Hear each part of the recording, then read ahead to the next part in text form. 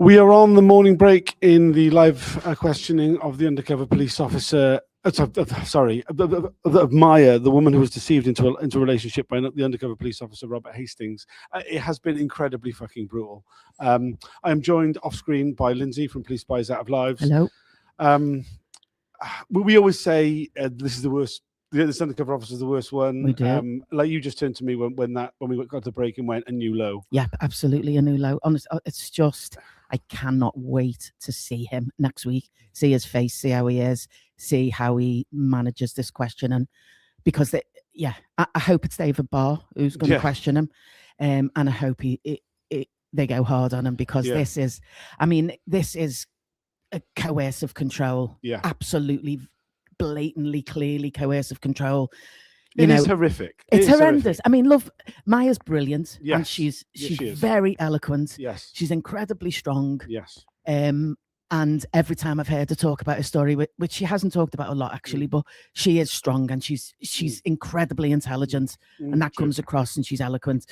It's hard listening to it. It's really hard to say, and you know it's so hard for her. To be recounting this in such a public forum. Not to go into tell that much detail. If you want to know the detail, please listen to the audio broadcast. It is audio only, but I mean, it is all the hallmarks. Within moments of them sleeping with each other, he's accusing her of things, absolutely, and acting like she's done something wrong by not completely giving herself to him. So giving her attention at first, and kind of love bombing her, with words and action. Like he's almost like, oh, you're so amazing, and I've never met anyone like you type of thing, making it feel so special, but then immediately in subtle ways bringing it down, and so you get those mixed messages, don't you, of, oh, someone really cares about me, and then they're starting to chip away at your personality and what you do and what you say and what you think, and doing things like looking in through and saying, I'm watching you, and looking in through the window, but saying it as if it's being benevolent, like he's kind of looking out for her. Yeah. But actually, that is the absolute essence of coercive control, It really is. I mean, we saw the emails and where he leans into like some theological stuff where he likens himself to the Archangel Gabriel watching over her, and who will care for Gabriel's tears. I mean, you're just classic grooming techniques of like binding the person to something higher than them. I mean, it couldn't be more textbook. It is just so fucking gross. Absolutely. And I really, really hope he suffers for this in some way, because this is like verging on criminal, you know what I mean? This is criminal. This should be criminal. Yeah, there's no two ways about it. And I mean, I was trying to look up his coercive control criminal. I don't actually think it's a criminal offense, but fuck, it should be, because this is just horrendous stuff. And and she was young and very vulnerable. She'd been homeless. She'd just moved into this community with a group of people she didn't know that well, and so I mean, he just absolutely saw her as a target. You can see, she must have stood out a mile as the perfect person to target.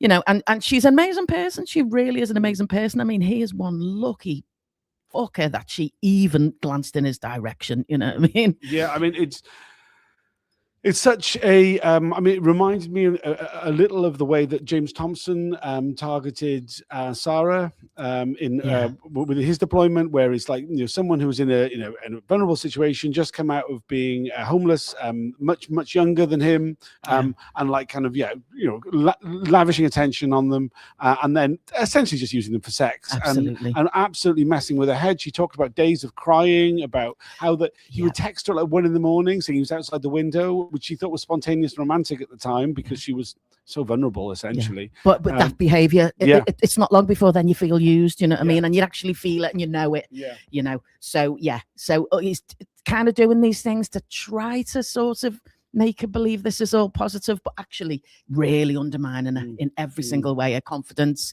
her intelligence, undermining the people around her, like the things he's saying about the people around her, calling,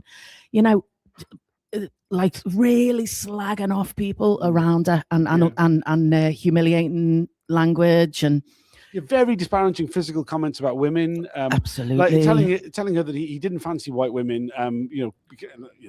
I mean, it's obvious that it's a very subtle way of putting it from the text that we've just seen. You know, the things he was saying about people. You know, and people she knew, like they're directly slagging off people that she knew and who'd been really kind of good to her and had sort of befriended her, and he's kind of trying to undermine everyone around her.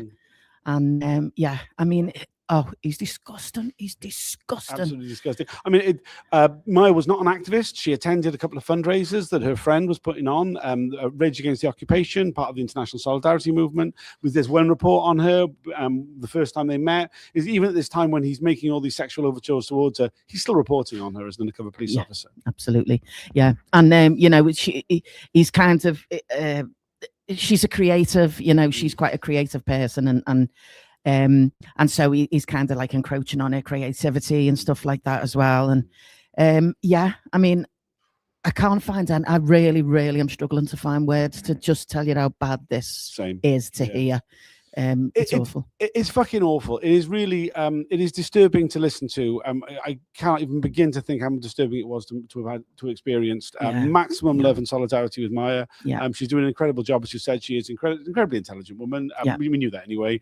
She's incredibly articulate and erudite, and you know she's coming across incredibly well. But I mean, she got upset a couple of times. One time particularly, it was really hard to listen to. It's going to be a really difficult day.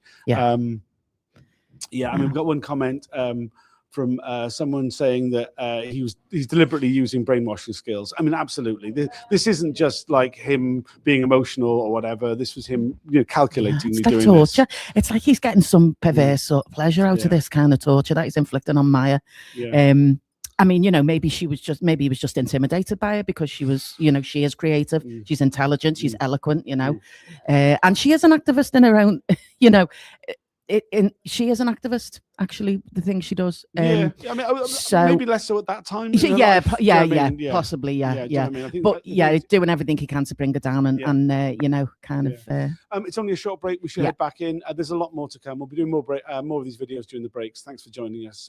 It is really difficult listening. I totally understand if you don't want to tune in, but if you are able to, please do. You can find the link in the description. Bye for now.